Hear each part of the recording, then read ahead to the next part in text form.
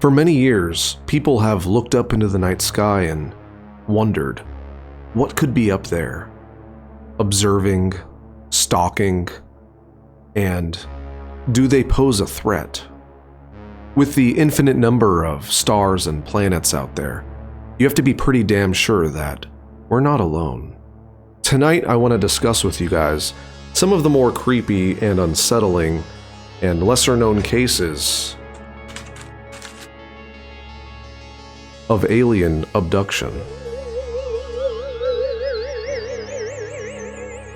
Most of you guys know about some of the more popular alien abduction stories, the ones they turn into documentaries and movies, but I want to talk about the ones that never really reach the spotlight, and in my opinion are far more creepier.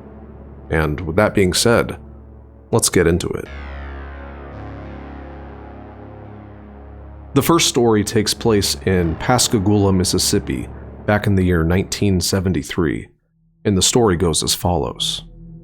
Two men stood near a quiet river after a long shift at a shipyard.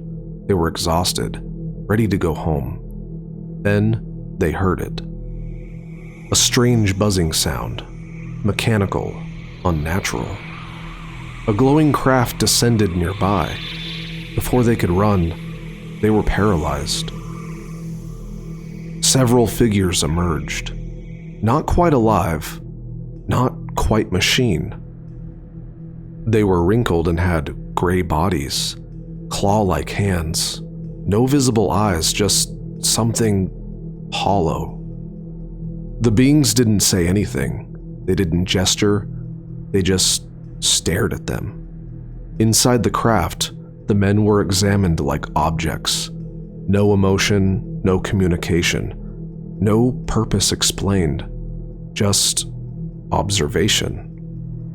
Later on, when investigators interviewed the men, they secretly recorded them, expecting a hoax, but what they recorded instead was disturbing. The only thing they could hear was them panicking and praying, clearly shaken up by the entire experience.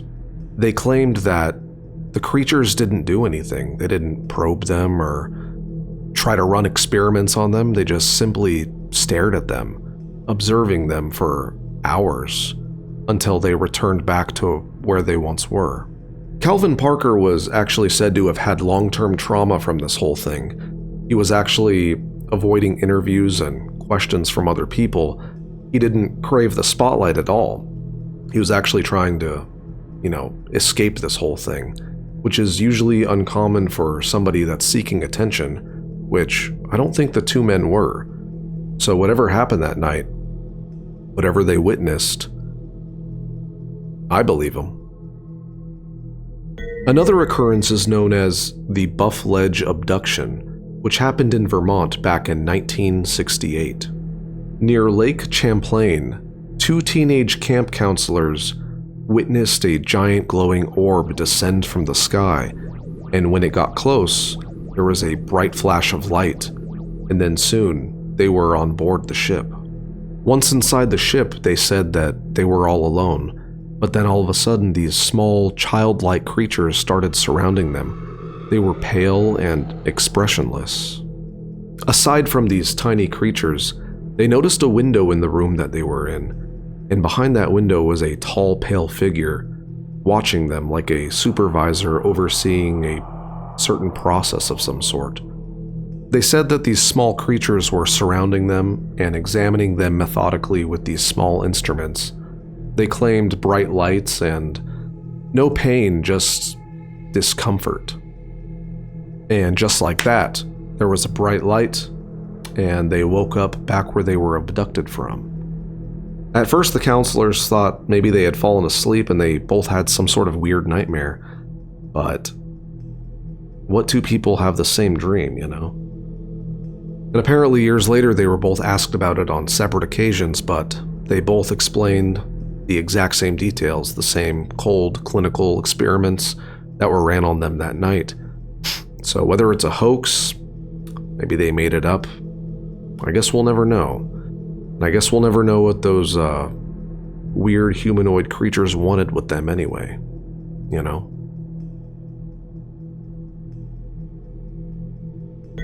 The next story takes place in the Allagash Wilderness of Maine back in 1976.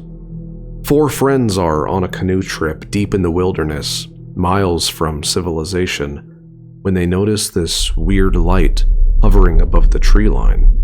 At first they thought it was some sort of star or planet, but then it started to move.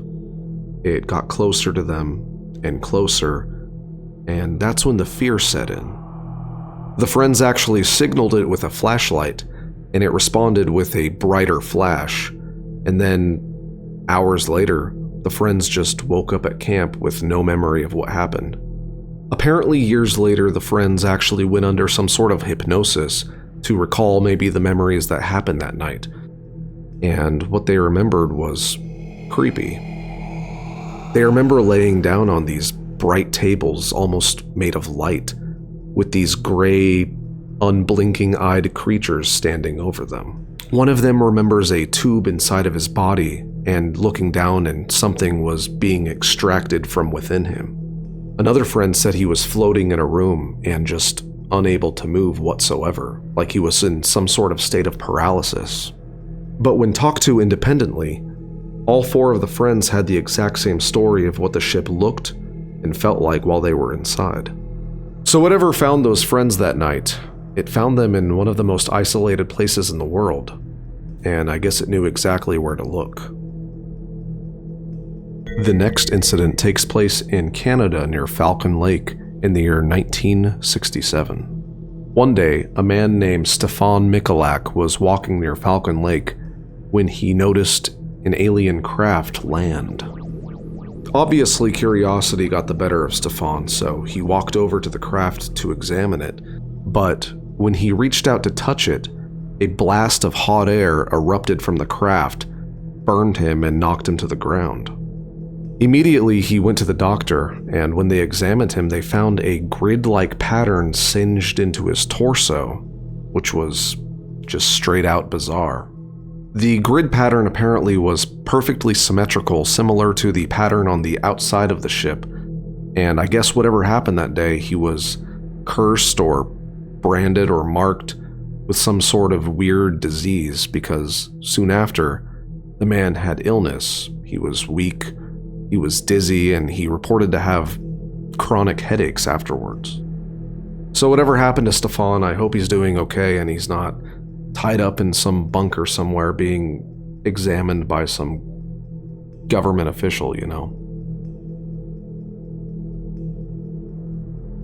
And the last one I'll talk about tonight is the Kelly Hopkinsville, Kentucky encounter that happened in 1955. Apparently near Hopkinsville, a family claimed that there were these small, grayish, goblin-like creatures that were attempting to attack them at their farmhouse in the middle of nowhere. It's said that the family was apparently holding off the creatures with gunfire for roughly 4 hours. They said that 2 of the adults, Elmer Sutton and Billy Ray Taylor, claimed that they had been shooting at a few short, dark figures who repeatedly popped up in the doorways and peered into their windows at the farmhouse. When they had reported this to the police, they actually went out to the farmhouse because they were concerned that there was some sort of incident between the locals. But when they got there, they found nothing. There was no bodies, just a bunch of bullet holes in the walls. No blood, no extraterrestrial bodies, but the family was certain. But I don't know how well their word holds up in that town, so. The family's claim apparently had widespread local news coverage. Apparently they had a national press, and early articles did not refer to little green men. The color was later added to some newspaper stories, estimating the size of the alleged creatures varied from 2 to 4 feet, so 61 to 122 centimeters, approximately. The creatures reportedly had large pointed ears and claw-like hands.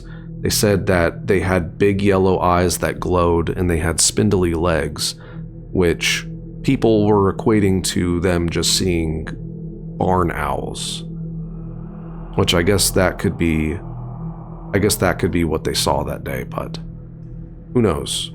Whether it was barn owls or creatures from outer space, I guess we'll never really know. That's something only the family really knows. So, yeah. So I guess what makes these stories kind of more convincing is that they didn't really seek media attention, you know. There was no strive to get in the spotlight or get some sort of attention. This was just eyewitness testimony. This was, stuff buried in the local paper. I guess you could say with that, maybe it's a little bit more believable, you know. But who knows? Whether it was real or a hoax, I guess we'll never know. What do you believe?